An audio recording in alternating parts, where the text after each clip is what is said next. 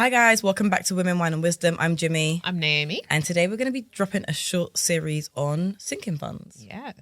So what do we describe as sinking funds? I would call it as sinking funds to me is money for a rainy day. So if you have, I don't know, for example, Christmas. We all know Christmas is going to come around every year. It's, there's no getting away from it. And so ultimately you want to have a pot of money. If you're anything like me, you have, I've got godchildren, I've got nieces and nephews. So there's always going to be people to buy presents for. Absolutely. continue And as my cousins decide to have babies, some of them that haven't even had babies, I just know every year there's going to be opportunities where I'm going to have to buy more presents and things like that. So it's nice. Nobody wants to get to Christmas and start rushing and running around like a headless chicken. So having a nice pot of money at the end of the year where you can just tap into, then great. Or another one would be if you have a boiler in the house, for example, and it breaks down, you want to know that there's a pot of money you can tap in, you can kind of like dip into to sort that out, and you're not kind of scrambling last minute looking for money. How would you describe it? So for me, I would say that sinking funds are saving pots for a particular purpose. That's what I would describe it as. So like you said, Christmas. For me, June, July, no, actually May, June, July, August are very expensive months for me. So all of my family birthdays are around that time. Yeah. So we have like a crazy summer. Yeah. So I know I'm going to have to get presents. There's going to be a lot of outings. So particularly I would save for those days. Yeah.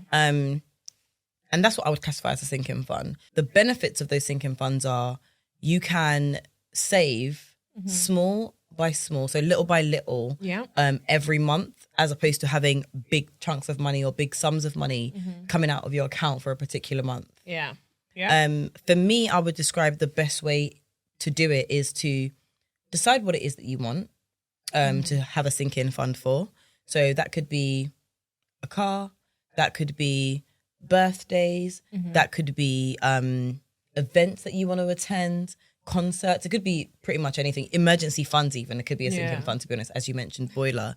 And then save towards those month by month, as opposed to getting a shock of like, oh my God, my boiler's broken, or all these birthdays are coming up, and then you have to like give out a lump sum. Yeah. No, I totally agree. I think there's different techniques to use to try to do that. So for example, I'm on Monzo. I'm a Monzo lover.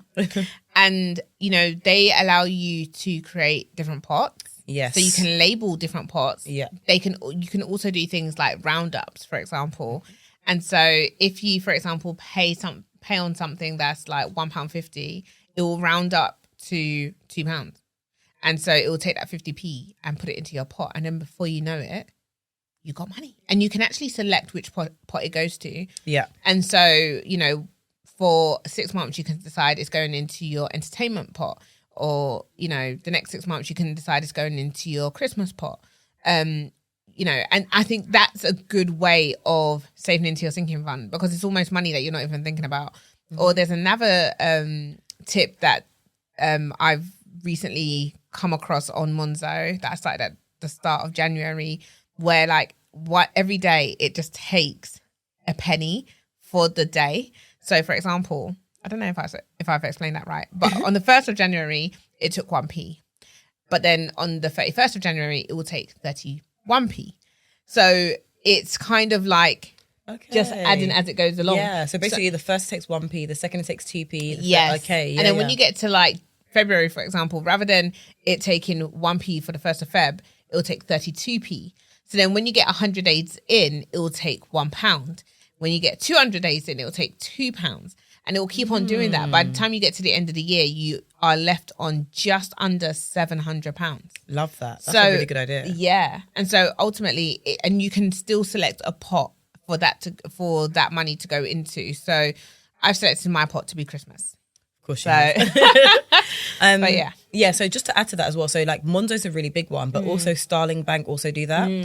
I tend to do that for holidays. So if I'm like want money for a particular holiday, I'm like, this is my spending money for the holiday. Yeah. Then I will do that into a particular pot. But so some sinking fund ideas, because I only said a few, I think. But for example, we've got Christmas and birthdays, which we've mentioned, cars, which we've also mentioned, healthcare and medical bills was one, retail therapy, travel, self-care, which we all love, wedding expenses, home maintenance, and pet bills. So those are other examples of sinking funds that we can use that I've written down. No, those are some really good examples. I think self-care is a big one, because I think a lot of us, I won't speak for everyone, but some people like to do their nails, for example. And as we know, nails are not cheap. They're not. And especially when they chip. No, exactly. We all know how we all know when they chip. Jimmy, like, I feel like... Do you want to speak on it? Or? No. Okay. But ultimately, yes, you do want a rainy day. You do want to have pots of money for rainy days. It's so crucial. It's such a good idea. Why not? Yeah, literally. I'm just thinking, so like, how do we advise people to create these sinking funds? Because I think, so some of the examples we've given, I think you need to think about what it is you want to have a sinking fund for. So for me, I don't have a pet, so that's not going to be a sinking fund of mine. Not relevant. Yeah. Whereas I obviously have home maintenance bills. There's obviously Christmas and birthdays. And it's really interesting because my mum always said to me, make sure you save money for summer. Make sure you save money for December. Yeah. But I never actually really knew that it was called a sinking fund. Yeah. Until recently. I think that term's only just been coined.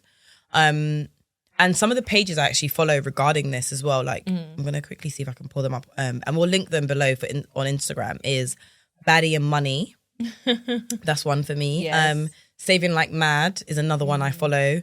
And I believe Breaking the Debt Cycle. Those are three main accounts that I follow that I think they talk about sinking funds quite a lot, actually. And I think we'll link them below so that you guys can also have a look, because their pages don't only talk about sinking funds, but they talk about ways of saving money as well. Yeah. Which can be quite useful. 100%. And paying off debt as well. Yeah, which is really important. There's also an account that I follow called My Fab Finance. Okay. That's a really good one as well, which talks about money saving tips and lots of other things about finances, and as Jimmy said, how to get out of debt. So definitely we'll link those all in the description, so definitely stay tuned. We hope you enjoyed our short series on sinking funds. Let us know how you feel about them. Let us know if you've actually used them already, if you find them useful. But yeah, cheers. She's already drinking, look at her.